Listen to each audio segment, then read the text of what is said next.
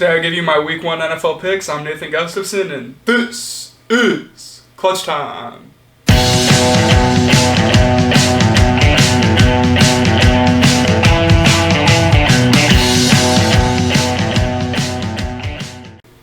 Alright, I'll jump right into it with my matchup of the week, which is Tyreek Hill and Jalen Ramsey.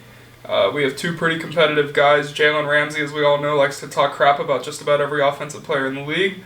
Last year, he called Tyreek Hill a kick return specialist, diminishing his reputation as a good route runner and wide receiver. I expect these two to go at it. The Jaguars defensive coordinator already said that he will have Jalen Ramsey mirroring Tyreek Hill all over the field. He's going to be following him around. I actually expect Jalen Ramsey to win this matchup this week, even though I think KC will come away with the win. You simply can't out-athlete Jalen Ramsey. He's too big, fast, and strong, even as fast as Tyreek Hill is. The 40 time of Jalen Ramsey isn't that far off. He's simply too good of an athlete. I think the Chiefs win this game, but Jalen Ramsey wins this matchup. Either way, it's must-watch football, and I will be looking at that matchup this week. My stud of the week is Ezekiel Elliott. Elliott, who held out much of the offseason. He's just getting back into it this week, but it's not like he didn't know the Dallas offense before. He's going to get behind this really good offensive line. He's going to go off on this weak Giants front seven. He should have a really, really good week. I think he has a little something to prove, just a notice to the league that, yeah, I stayed in shape the offseason. I'm back and I'm here to go. And I think he goes into New York and just runs all over them. I think that this will be a really big week for Ezekiel Elliott. My dud of the week is Matt Ryan. Matt Ryan has to go up against this Minnesota Vikings defense that is going to be much improved from what they were last year, I believe. I think they'll sort of be zeroed in, focused, ready to go. They always had the personnel. I think last year, because of the struggles of the offense behind Kirk Cousins, they sort of disappeared at times. I think this year, Minnesota comes back, reclaims themselves as a top defense in the league. I think they have a really good day. I think Xavier Rhodes, with a little bit of help, will be able to sort of, you can't really take Julio Jones out of a game. I think that he's one of the guys who can sort of slow him down, though. And I think when Matt Ryan is forced to look elsewhere, he's going to struggle. He's not very good in the face of pressure. The Vikings are going to put a lot of heat on him. And I think that Matt Ryan will be the dud of Week 1 in the NFL. All right, my cover of the week, I get the Eagles -9 against the Redskins. This is a pretty easy pick. I like the Eagles to win by about 24, so covering a 9-point spread shouldn't be that hard. This game could get ugly. I just think the Redskins aren't a very good football team.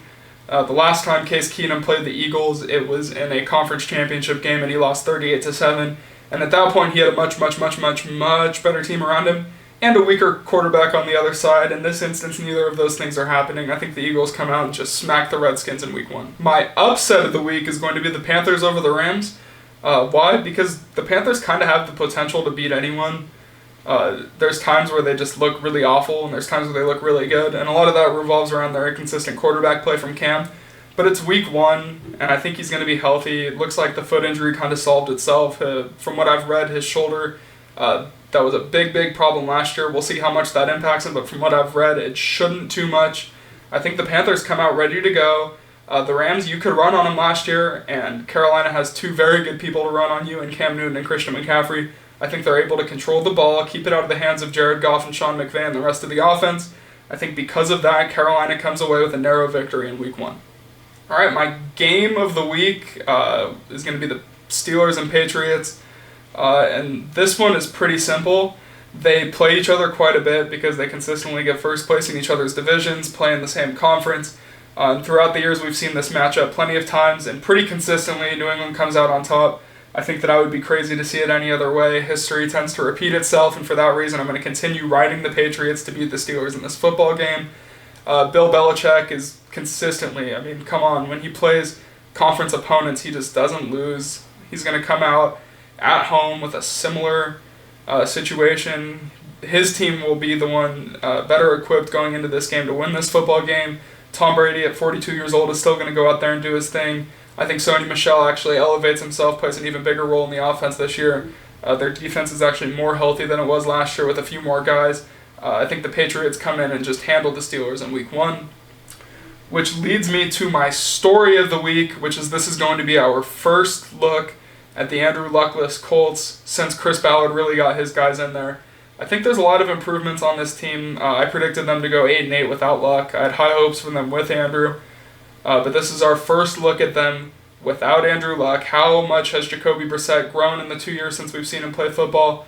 Just how good is this offensive line? Was it because Luck was getting rid of the football quickly, or are they really that good? Is Marlon Mack, what's his impact going to be? How good are they going to be at running the football? Is Darius Leonard going to follow up probably the best rookie season from a defensive player I've seen this decade? How's he going to follow that up? And can Matt Eberflus, the defensive coordinator that the Colts got from the Cowboys, can he pick up where he left off at the end of the last season with the Colts defense really emerging as a top 10 defense in the NFL? I think that this team is sort of still a question mark. There's certainly a lot of players with high upside on the Colts. I'm not sure it can be pieced together without Andrew Luck, but I think we're going to have a better idea after the game this weekend in LA. All right, and that's going to be it for us. Make sure you tune in Tuesday where I react to the entire weekend of football. Thank you for watching.